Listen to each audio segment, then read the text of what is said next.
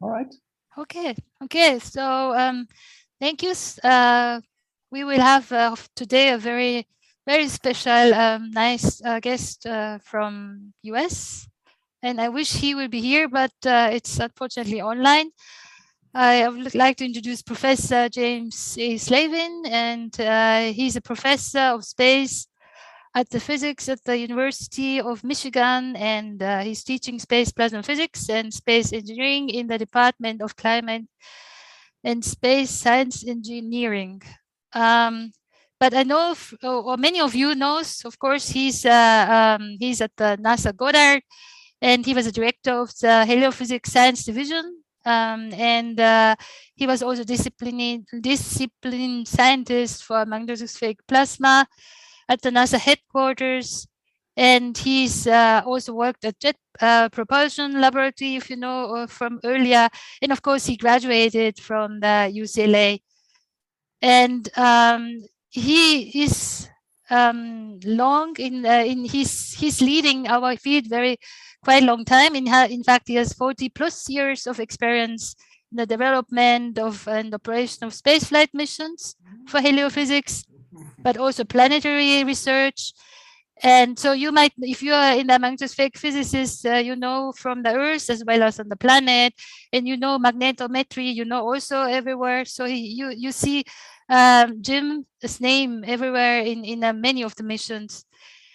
And he has, of course, award, a lot of award.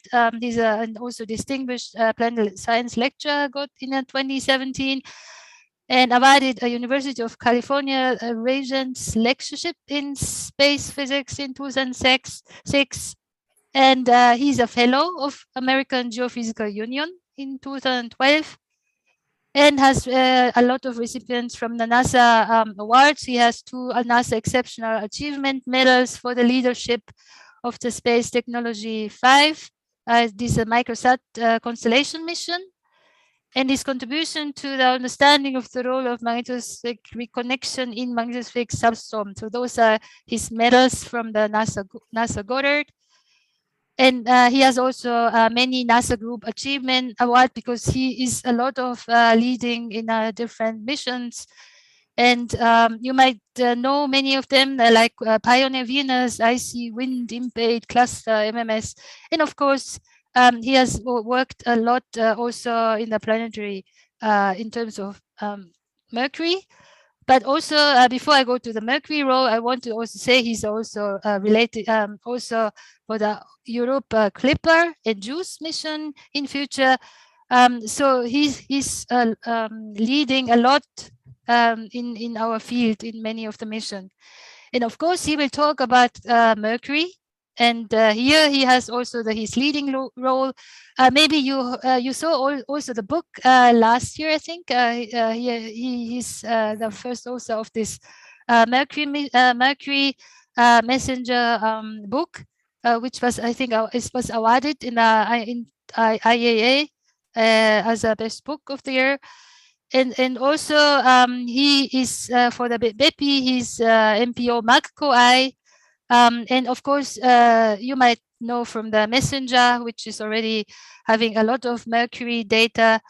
He was actually doing this mission from 1987 already to 1999.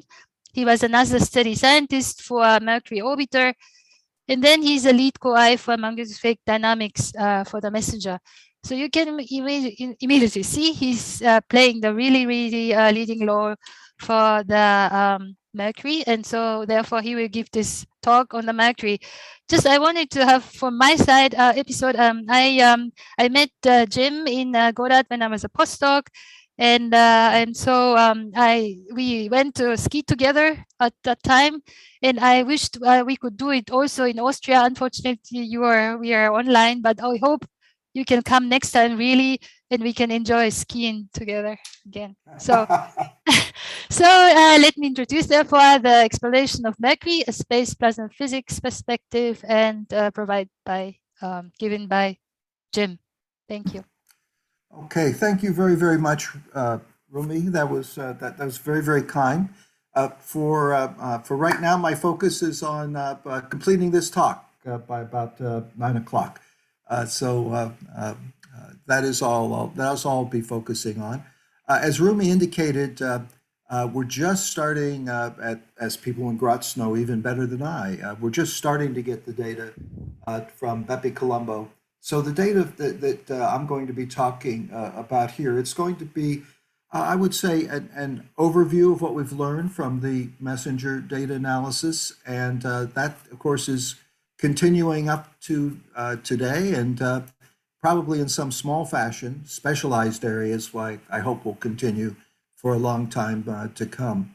Of course, going to Mercury is all about surviving two heat inputs at different wavelengths, one from the sun and one from the planet. In fact, it's the equivalent of three times the thermal input from the sun that we experience at 1 AU. That doesn't surprise very many people because of 1 over r squared. But at long wavelengths in the infrared, when we're over the day side, particularly near the subsolar point, MESSENGER, and for that matter, the BepiColombo spacecraft, if they get down to a few hundred kilometers, they're going to be seeing something like an additional 3 suns. So all told, you wind up with around 6 suns, and it's very ferocious. MESSENGER, as a small reconnaissance spacecraft, was only able to survive this because of the thermal shield here.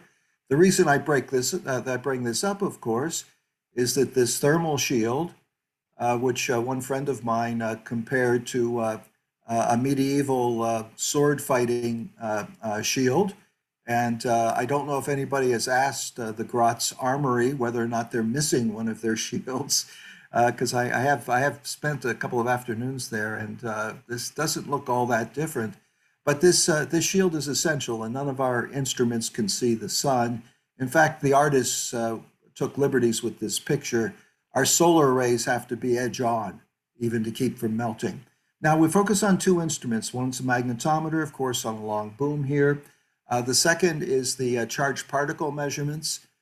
We have energetic particle measurements with a little half disc. They call it a hockey puck that has a north to south fan that it sees going in the anti-sunward direction.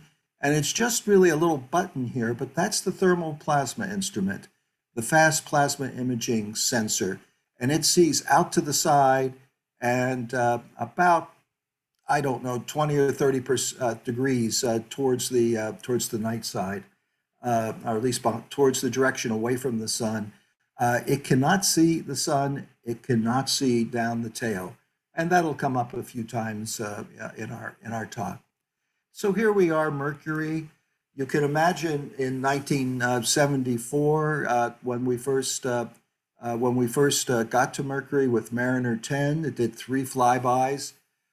If anybody, for some historical reason, wanted to go back to the JGRs and other journals, you would see that everybody was all set. They had modeled Mercury as if it was exactly like the Earth's moon.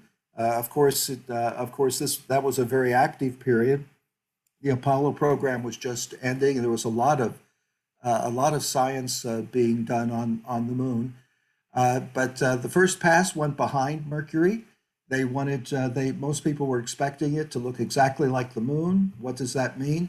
They were thinking that they would probably see a inverse Mach cone with the solar wind just gradually filling in behind Mercury, and secondly, behind the moon, and secondly, because the moon doesn't have a conducting core. The interplanetary magnetic field is relatively, there's small perturbations associated with the Mach cone, but they expected to see it the field lines just to slide through. Of course, that didn't happen. They saw a full-fledged global planetary magnetic field, about 200 nanoteslas. If you turn off the solar wind, you would have about 200 nanoteslas all around the equator. The equator, Mercury's magnetic dipole, is shifted northward within the planet by about 0.2 of a planetary radius. But other than that, it has far more similarities than were expected with its much larger brother or sister at Earth. Field ratio, you can see, we of course have our 32,000 nanoteslas or thereabouts at the magnetic equator, which is shifted a little bit off the Earth's center, geometric center, but it's much closer to the center than Mercury. And whereas Mercury will only have a couple of hundred nanoteslas. So I'm going to work my way to higher altitudes and then come back. First of all, of course, Mercury does not have any collisional atmosphere. Was usually referred to as a surface-bounded exosphere, which is a very nice turn of phrase. But what that means is that the particles, if you like, launch onto ballistic trajectories from the surface. The surface, if you like, is the exobase. And here's a picture from the second messenger flyby. The flybys were nice because they, for taking pictures like this, because they came in not very far from the geographic as well as the magnetic equator. Here you can see there are two high density regions, one north of the planet, one south. This is, I believe, in sodium light, but it's been a while, so I'm not totally sure. But sodium is so much brighter that I'm sure that must be the case. And I'll show you at least one more picture later on that'll sort of give you the idea why some people, not in terms of the physics so much, but at least visually think of this as a comet. Now these particles, as I said, for the neutrals, come off of the surface by several mechanisms. It's usually referred to as desorption because we don't have any, we have very little direct vaporization on the surface, like a pool of boiling mercury or boiling metal or something, although that may exist in places to a small degree. And there is some ice in shadowed craters, but mostly it's thermal desorption. Mercury rotates very, very slowly, but it rotates in the same sense as the Earth. And as neutral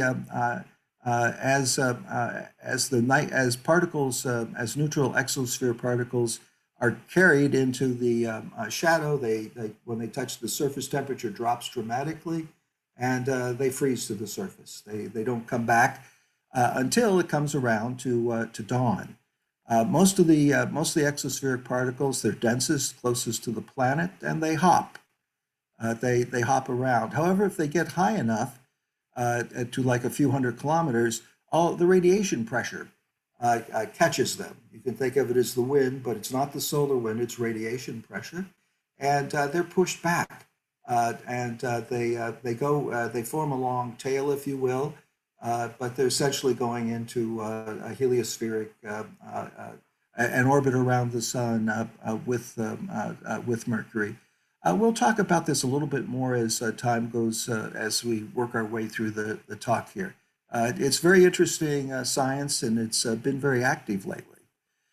So here's, again, Mercury, images of Mercury's neutral tail, exospheric tail. This is from flyby 2. It was particularly well positioned. And of course, here's the sodium tail, calcium, magnesium, and there were a few other elements, neutral elements that were identified. By the way, you can always look at this chart and immediately tell why they give us our first experience with spectroscopy in some laboratory in school is usually with the D lines of sodium. And you can see here this red is about 30 kilorayleigh, whereas the calcium we're looking at maybe 300, and by magnesium we're down to 100, 150. Okay, I'd like to go a little bit higher altitude now and talk about Mercury's magnetosphere. Again, Mariner 10. We saw that there was a global magnetic field. We could also see that it interacted in the solar wind very much the way we would expect for a dipole. This picture does not have it offset by the 2/10 of a planetary radius, but otherwise this is basically just taking a very well used figure of the Earth's magnetosphere, updating it with additional X lines in the tail that we know are there. We've got little spots everywhere. That's the neutral exosphere. We have a lot of ULF waves. Even though it's only a very minor source for the exosphere, we do get sputtering from the surface, particularly in the region of the cusp. I hope to get to that too. The main thing we had to do was add lots and lots of flux transfer events. These are when reconnection takes place in the subsolar region. We know from Earth and the other planets that part of the magnetic field that is, we say, open, so the 1 foot, instead of both feet of a given field line going back to the planet, just one does, and the other gets pulled back and eventually goes into the tail, and then you get this Dungey cycle. By the way, I hope people can you see my? I think you can see my pointer, can't you? Yes, we can see your pointer. It's fine. Oh, thank you very much. So this is the so-called Dungey cycle. Magnetic flux opens here. It gets pulled back into a tail, which is a higher energy state. This is solar wind energy transfer into the night side magnetosphere. All sorts of fascinating magnetospheric plasma physics takes place, creating flux ropes. And when the flux ropes go down the tail, we usually call them plasmoids. Whoops. However, at Earth, the rate at which these reconnection takes place and the intensity is significantly lower. And we'll get on to that also in a minute. I'm making lots of promises here. So I promised that this would be a plasma physicist's perspective. So what matters most in terms of the interplanetary medium and the conditions in the solar wind for when you interact with a planet's ionosphere or with its magnetic field? Well, there's three parameters that stand out. Of course, you have the dynamic pressure here in green. The scale is the rightmost here. You have the dynamic pressure, which determines how compressed the day-side magnetic field is, the magnetic field from the planet, or if it's just an ionospheric interaction, it's simply draped in a planetary magnetic flux. But either way, the magnetic field always stands between the magnetosphere or the ionosphere in the day side and the solar wind. As you see here, the dynamic pressure follows a solar wind velocity is about constant. We're looking at 0 to 10 AU, so this takes us from Mercury out to Saturn. And you can see it gradually climbs. For Earth, it's around, it's under 10. Actually, I'm just looking at this scale here. Usually I always have to jump back. Yeah, this is the scale for that. And for solar wind pressure, yes, so that's correct. We're usually around 1 to 2 nanopascals for dynamic pressure at the Earth. The other two things, though, have to do really with the solar wind interaction. The first is the Alfvénic Mach number, and the second is the beta of the plasma of the solar wind. Both of these parameters tell you essentially how important the magnetic terms in magnetohydrodynamics are for the interaction. Now, if you look at this scale very quickly, you see that from Earth all the way out to Saturn and beyond, you get a slow decrease in plasma beta. You get the 1/r² pressure change in the dynamic pressure. That's just the density going down is 1/r². But here in the Alfvénic Mach number, you can see it's relatively constant because the plasma density is varying as 1/r², and of course Alfvén speed is magnetic field intensity over square root of density. So it's a 1/r divided by a 1/r. And you can see you have this long plateau. But if you want to investigate low Alfvénic Mach numbers, there's two places you go. You either go to Mercury, here deep in the deep in the inner magnetosphere. In fact, Helios from Helios data from many years ago, you can see there's even times when the Alfvénic Mach number will go a little bit lower than 1. And in fact, that's the other place you go for very low Alfvénic Mach numbers, and that, of course, is the moons of the outer planets. But anyway, magnetic forces become very, very important here. And magnetic energy and magnetic forces is what drives magnetospheric dynamics and also the very important process of reconnection. Now, the other thing that happens in the inner solar system is that it becomes very difficult to miss the coronal mass ejections. This is the so-called Enlil. Some people say WSA Enlil, other people say Enlil WSA. But these are examples. As a matter of fact, I'm going to talk about just as an example of a very strongly disturbed day, a medium-sized CME. There's Mercury. That's the CME. Had come out and hit Mercury. And I also wanted to, again, for students maybe that are doing dissertations or any of my colleagues that want to talk later, I worked a great deal with Enlil early in the Messenger mission, and it's a marvelous creation. It gives you great situational awareness for exactly what's going on near your spacecraft or near the planet you're investigating. But you do need to be very careful. It has a lot of free parameters. You can adjust without trying particularly hard, you can change the solar wind dynamic pressure at a given time and a given location, really by up to about an order of magnitude. And remember, there's two big sources of error. One is what happens as the CME is launched and propagates outward through the solar wind. The other, of course, is you see all this development in longitude. And the issue is you could say a pressure or a certain magnetic field intensity within the CME will be reached. But the question is when. It can easily have differences, I want to say errors, I would say uncertainties of even at Mercury plus or minus about 6 hours. These are just side wave views here. Okay, so everything I've told you about the inner heliosphere, the great strength of the dimensionless plasma parameters, the values are being driven by the intensity of the magnetic field, which is up by of the interplanetary magnetic field, which is up by almost an order of magnitude. If you look here on the left, we have a coronal mass ejection day at Mercury. On the right, we have a high-speed stream conditions. At Earth, we usually see what we call asymmetric reconnection. In other words, on one side of a current sheet that's reconnecting, we have a magnetic field that's much stronger than on the other. Asymmetric reconnection is for a given shear in the magnetic field, in other words, for a given interplanetary magnetic field direction, is always slower than symmetric reconnection, which I'll get to in an instant.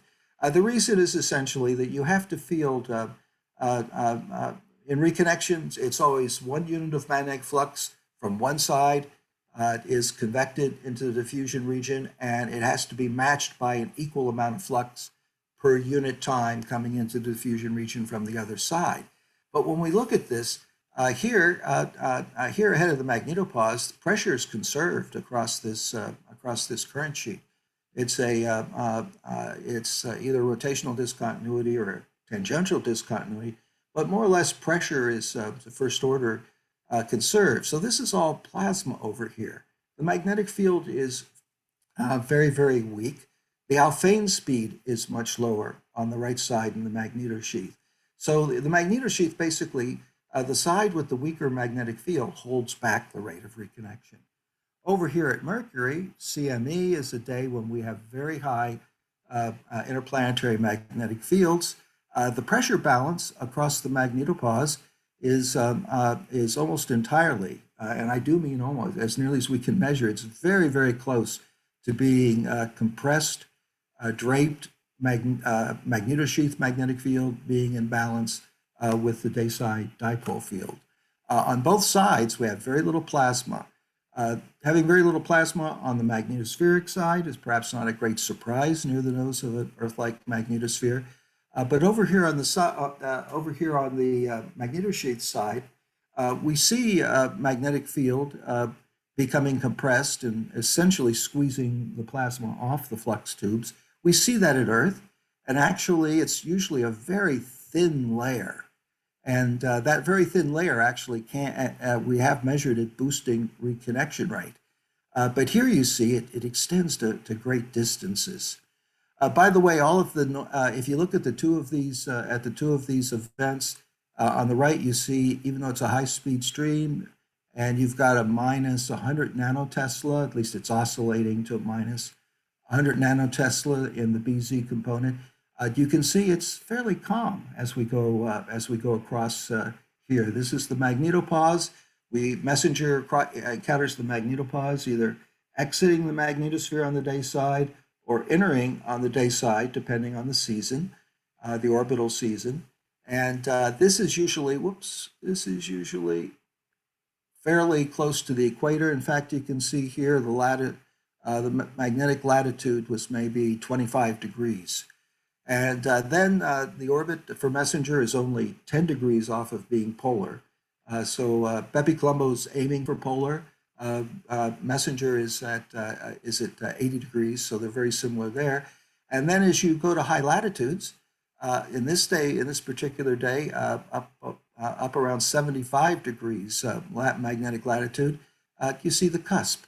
But it's not actually that active, despite being negative field. Over here, on the other hand, where you have symmetric reconnection, and you've got a very low shear angle, BZ is northward, these are all flux ropes created by reconnection at the magnetopause. They're all being pulled by the solar wind back towards the cusp. And as you get closer and closer to the cusp, you see deeper and deeper diamagnetic. We eventually start calling them filaments. And this is plasma that's literally being injected down into the cusp. Whoops, stop that. By reconnection out at the magnetopause. At higher altitudes, the magnetic perturbation is a little smaller. As Messenger goes to lower and lower altitudes, and it's about 400 kilometers is all it is here, you can see the cusp literally being constructed, if you will, with one diamagnetic plasma injection after another. And again, this is for plus BZ of plus 100 nanotesla. So again, we do study symmetric reconnection at the Earth, but most of the time this is more what you see at the magnetopause. Messenger, in fact, the PI Jim Birch wrote a very nice symmetric reconnection paper recently using the MMS data at the Earth, which I believe confirms everything that I've said here, although it's been theoretically known at least since the 70s. So continuing on, this is that same day on the left where we had the symmetric reconnection. Again, I said a CME had passed over us, which further increases the further pushes down the Alfvén Mach number in the solar wind. And I get that? No, I had it right the first time. It increases the Alfvén Mach number, it increases the Alfvén speed, and it decreases the Alfvén Mach number. And if you look here we're going from the tail, from the magnetosheath outside the tail downstream, all the way up through the shock. And if you look at the main current sheets, this is the tail magnetopause. This is the cross-tail current sheet separating the two lobes of the tail. Here's the peak field right over the pole. And this is the cusp. Look at the cusp, diving from several hundred nanoteslas down to around 50, but it's all in the form of these plasma injections. And then as you climb out, you see all the flux transfer events. Here's the magnetopause. Literally, you see it sits on almost a flat plateau. As you go out through the magnetosheath, you see this very strong, relatively calm, draped, compressed interplanetary magnetic field. Here's an additional set of bow shock crossings, but look how weak the shock is. This is almost down to interplanetary shock levels. You can see the limit is normally for an adiabatic exponent of 5/3 The limit on increasing the field across the shock is around 4, but this is down around 2. And that is really what tells the tale here for all of this symmetric magnetopause and all of this reconnection. The big thing for people that start to look at Mercury's magnetosphere for the first time is all of the current sheets have these large amplitude fluctuations. Here at the magnetopause, here and here. Crosstail current sheet, same story, amplitudes are a little bit smaller. And these are all, here at the magnetopause current sheets, these are flux transfer event type flux ropes. And in the tail here, as you go through the tail current sheet, these are plasmoid type flux ropes. So the reconnection is intense, and it creates flux ropes at horrendous rates, as you'll see as we move on. Now, I mentioned to you earlier we have I think a fantastically capable plasma composition analyzer. It has a basic 10-second period, which is perfect for Mercury. A lot of those flux transfer events that I was just showing you are only 1 or 2 seconds long, and they may only be separated from the next flux rope by a second. So this is the same day. Everything is all the same, but we have this wonderful fast imaging plasma sensor, FIPS. Unfortunately, the accommodation, the only possible accommodation, has it in a situation where it can't see flow from the sun, and it can't see flow from the tail going in the sunward direction. But wherever we have roughly isotropic or just very, very hot plasma, it performs a wonderful job. So anyway, right here, for example, we're coming into the tail. This is all plasma that's being injected literally into the plasma mantle. I'll talk a little bit about the plasma mantle in a few minutes if we can get that far.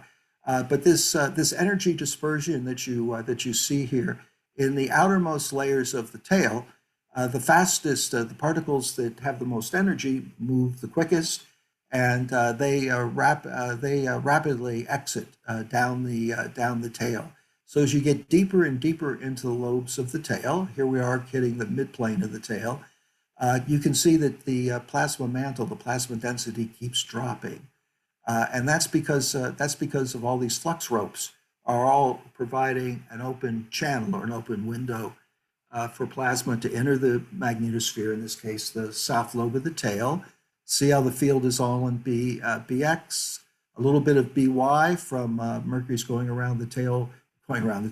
It's going around the sun very quickly, so the aberration angle is high. And the BZ is near zero here. So this was, despite being in a CME, it was actually a very well-ordered day. This is just a little bit of very low energy plasma. This is in the center of the tail, moving towards the equator. In the plasma sheet, immediately see hot plasma. The top energy this is completely dominated by protons, what you're seeing here. As it measures energies as high as about 13 kilovolts. So this is your hot plasma sheet. Then on the way out, you see the cusp. It dips in the dayside magnetosphere, the closed field lines. Densities go down. You got some hotter particles drifting around. Later on, if somebody wants to, we can talk about a ring current. The hardcore intermagnetosphere people at the Earth are always looking for evidence of ring core at Mercury, even though the planet's very small. Here is the magnetosheath. This is the bow shock. The sudden turn on in the bow shock here is because Mercury cannot see, FIPS cannot see the solar wind coming from the sun, unless for some reason a major deflection is taking place. How we get a deflection that immediately turns on what looks like fairly normal solar wind? That's easy. You go across the bow shock. The bow shock immediately amplifies any azimuthal, any solar wind flow that is not perfectly radially aligned, with a radial out from the sun. And so all of a sudden, there it is, it switches on. Okay. I always keep this cheat sheet here, otherwise I don't stand a prayer of getting things right. So I have shown you some of the plasma populations that are inside Mercury's magnetosphere.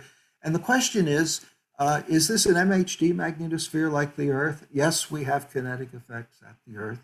But to first order, how can you describe the Earth? You can describe it with MHD. There are regions like where you have reconnection taking place in diffusion regions that give simple MHD a problem, but you at least retain the Hall term in your simulations, and you can do an excellent job. It won't be the whole story.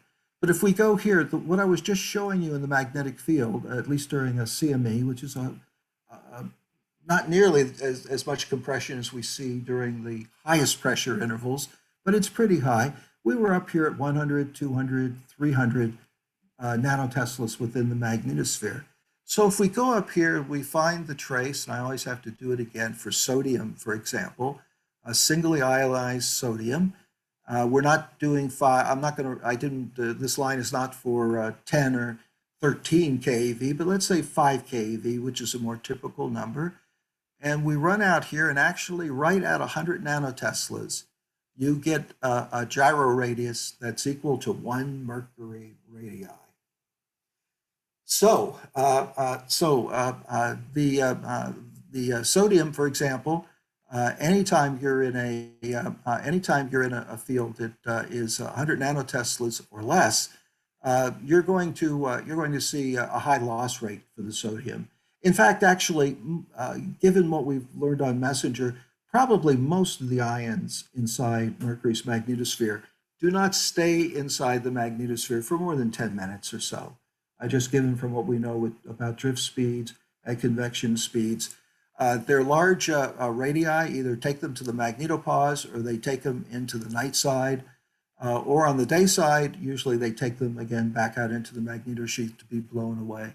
Now so I showed you, I just talked about the sodium. If we go to the hydrogen, to the protons that dominate, the 5 keV proton is down here. So you see at 100 nanoteslas, you're already up to about, you're approaching, I think, 4/10 or 5/10 of a Mercury radii.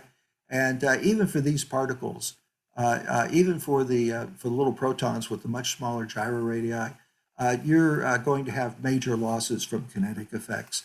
And I'm not going to pull up the ion inertial length plot, but leave it to say that kinetic effects do in fact appear to be very important at Mercury, and that gives us, if you will, a wonderful opportunity to cross compare it with our other, if you will, MHD magnetospheres, as one could simplistically call them.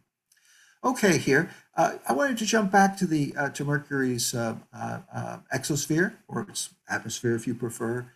Sources and sinks or sources and losses. I always like this image. I don't pretend to be an expert in imaging the atmosphere of Mercury or any other planet, but look at the sodium tail on Mercury. There's Mercury right there. This is a special telescope. I think it's a United States Air Force telescope. It's probably used to look at things for example, in Earth orbit or launch vehicles. They're stages that are having a bad day while they're taking payloads up.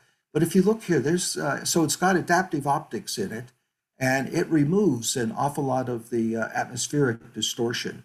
Anyway, look at the tail, the sodium tail on Mercury. It extends, it's been imaged out to at least a few thousand kilometers.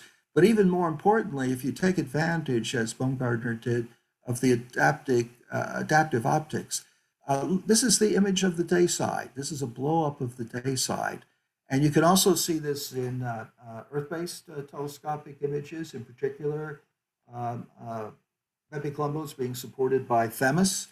Is it the Canary Islands? I always forget which island it's on.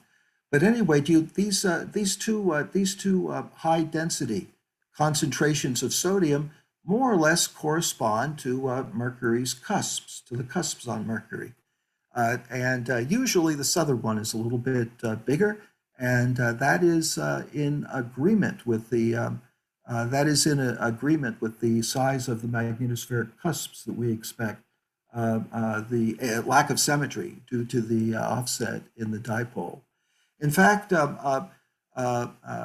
Weiji Sun, a research scientist at the University of Michigan, has been investigating these intervals at the magnetopause where you get all the flux transfer events.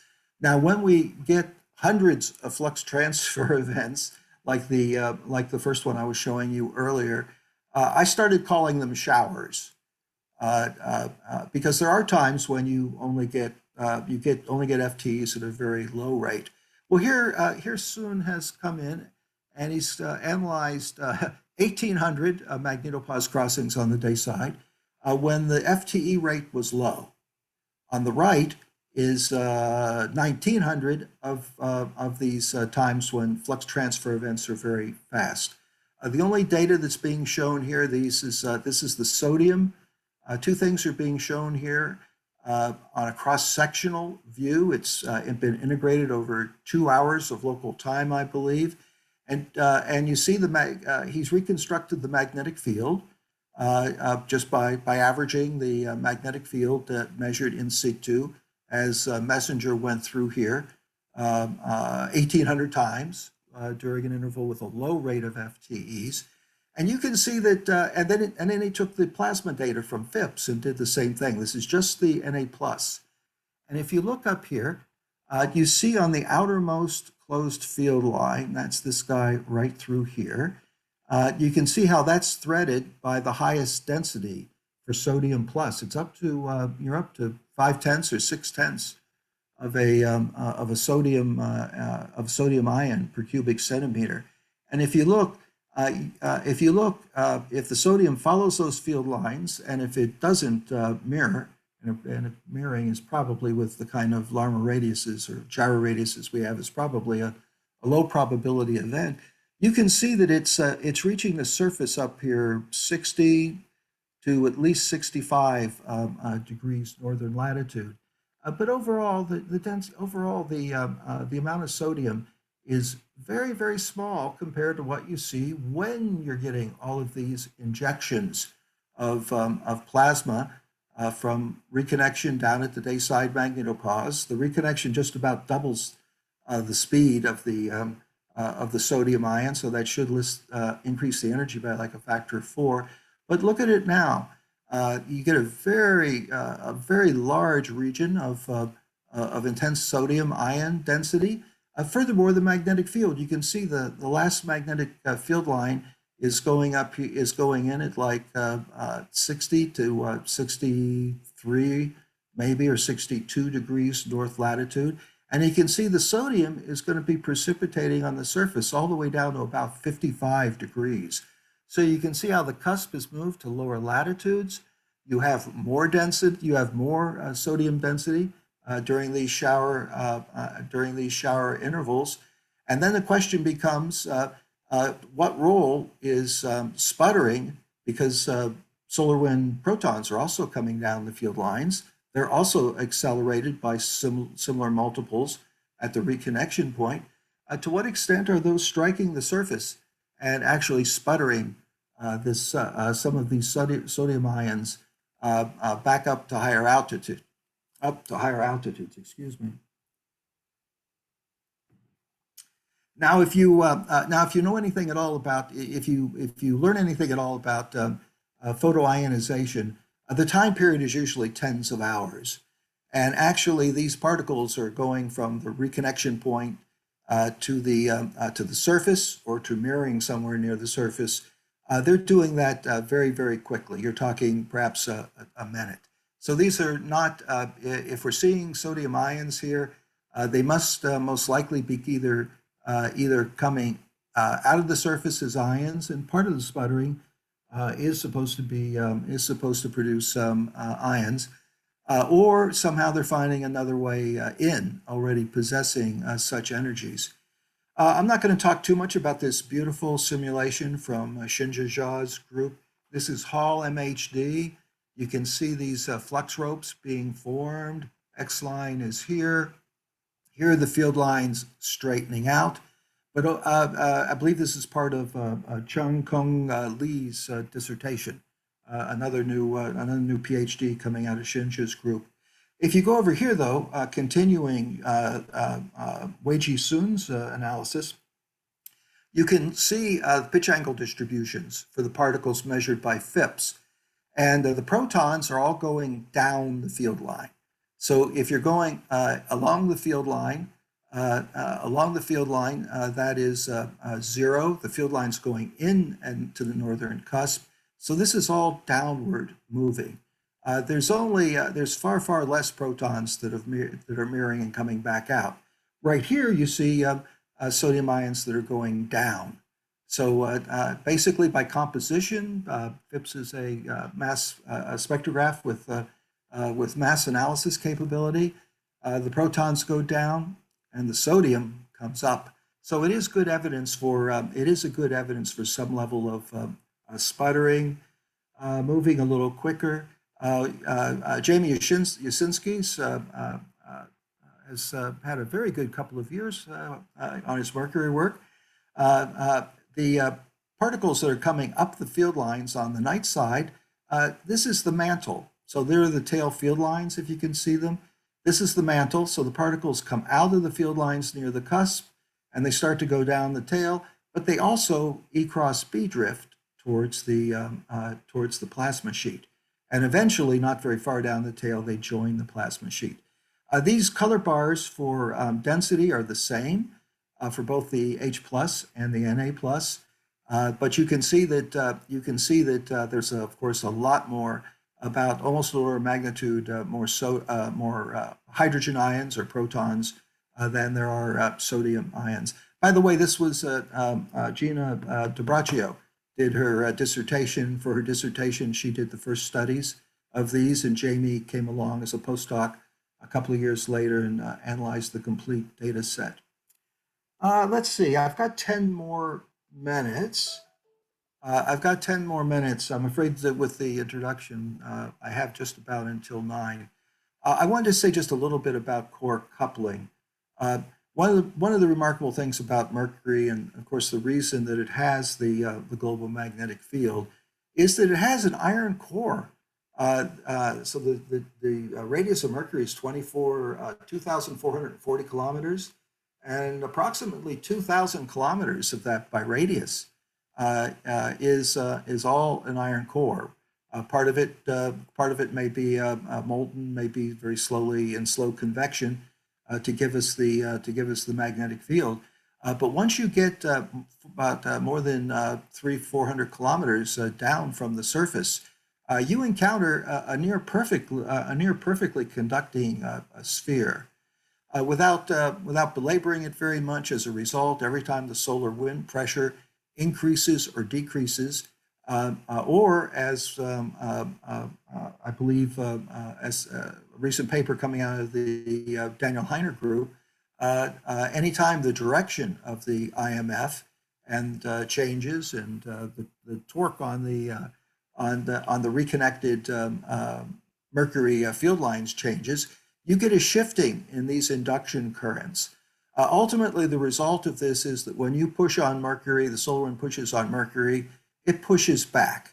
The way it pushes back is because of this perfect conductor, you wind up with currents flowing and closing on the surface. However, they create magnetic flux that gets either adds to the magnetic flux on the day side, or it cancels it. As a matter of fact, I believe that Heiner et al. Proposed that Mercury might be the only planet in the solar system, at least that we know of now at this point, where the dynamo in the center at least knows that there's a solar wind, knows that there's something pushing on the magnetic field that it generates at very, very high altitudes. And it's not impossible for that to play some role in determining, for example, the total magnitude of the field generated by the internal dynamo. The other side of this, of course, is that magnetic reconnection doesn't care whether this flux, it's not labeled, even though I've made them different colors. It doesn't care whether it's a closed field line, that comes from the dynamo action deeper in the planet, or whether it's generated by surface currents. To coin a phrase, reconnects them all and lets the gods, separate the source afterwards. So these two processes kind of compete. This induction on the surface generally, particularly if it's a compression, increases the amount of magnetic flux on the day side. And if you just did a simple calculation, it can actually increase the effective dipole moment by up to 25%. That's probably one of the reasons why you see so many different magnetic dipole moments for Mercury, especially on the early papers. However, reconnection removes day-side magnetic flux and puts it in the tail. As a result, you get currents that do reduce the total magnetic flux near the planet, and in a sense, reconnection operates in the opposite section, in the opposite direction. It tries to lower the magnetic moment a little bit. My goodness, I love this Shinja study for highly compressed magnetospheres, but I'm going to skip over it because it takes too long. But basically, this is where I hope to see simulations all going in the future. These are parametric studies of events where from my studies, my data analysis, I was able to establish that we had both reconnection and strong compression. And then the Hull MHD models at the University of Michigan were used in a parametric manner to do all induction, no reconnection. That's out here. Induction and low shear, if you like, weak reconnection. Here's stronger induction, stronger reconnection. But finally, to the left here, where the magnetopause is actually hits the surface at only 55 nanopascals, you've got no induction. This is from the parametric model, and very, very fast, intense reconnection. So anyway, over here it's all induction. Over here it's all reconnection. And if you ever read the paper and you look at the size of these boxes, the bigger the boxes, the black boxes, the more reconnection that's happening. So the big boxes are on the left, where we would expect them to be from this parametric study, and the littler boxes with the slower reconnection rates are on the right. Taking this to the most extreme is the disappearing day-side magnetosphere events. I tried to find, this was a major effort. I went through all of the messenger data looking for times when we never saw any dipole flux, nor, it has to have a northward BZ all through here.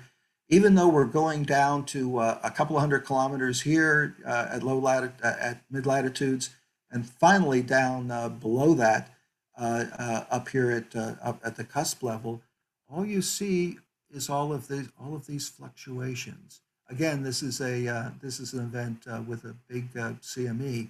The CME certainly increases the pressure. However, all four of these events where we found no day-side magnetosphere, they all had massive southward BZs due to the CME, minus 100 to minus 400 nanoteslas, and these are all flux ropes. Again, all flux ropes. This is the most intense flux rope activity, to my knowledge, that's ever been seen in the solar system. And by the way, when you go to FIPS, you can see that you stay in the 1 keV centerline magnetosheath plasma all the way up until you pass into the into Mercury's magnetic field, and that's right before you get to the terminator. Right before you get to the terminator. By the way, this is the start of the mantle. You see the energy dispersion as the magnetosheath particles that mirror start to go down the tail. Also, if you analyze there were four of these events where I felt to the limits of messenger, I could guarantee that we did not have any day-side magnetosphere. These are normals right here, by the way. And if you look, the magnetopause that we fit to them, rather than going down to the nose about 1.5 Mercury radii in front, in fact, it comes down and it's very near the surface when it's just a little bit in front of the terminator. How can you confirm that? You look at the bow shock. The bow shock is the bow shock comes down, and it is standing off at the location that we usually see the magnetopause. So if you've done any gas dynamics, or if you appreciate the streamlines behind a bow shock, all of these streamlines here are going straight into the planet. They're being absorbed, and that's basically what this illustration shows. We do have some initial simulations that indicate that you get both compression of closed field down into the crust, but most of it appears to be braided up in these flux ropes and pulled back into the tail. I'm sure it's something we'll hear more about. And I think in the interest of time, I'm going to, yes, in the interest of time, I'm going to skip sorry. substorms. Substorms, I know people are very interested in. Yeah. Here's a summary, which people can look at later. And just for the students at in an hour, when I was in graduate school, particularly when things were very challenging, there was a song that went, "The future's so bright that we need to wear shades." And if you look in one of this month's ABJs, you not only see a black hole accretion disk that has quiescent and flaring states, which looks very much like a substorm. But if you go to the simulations, you have astrophysicists identifying plasmoids and X-lines, Rumi. We were barely able to get our colleagues with in situ measurements to accept that reconnection was taking place in the Earth's magnetosphere in the 1980s and early 1990s. And it's now becoming increasingly common in the astrophysical studies. And I think this shows that it's an example of the kind of great future that we have for our kind of science. And of course, go BepiColombo, late 2025, we get our insertion. Thank you very much. I finished 1 minute ahead of time, at least 1 minute less than 45 by my clock. So thank you very much. Thank you very much. Thank you. Peter, are you? Yeah. So now okay, we are already at the end of the time. So there's not much time at the moment for general questions. Anyway, I should actually stop the recording at this point.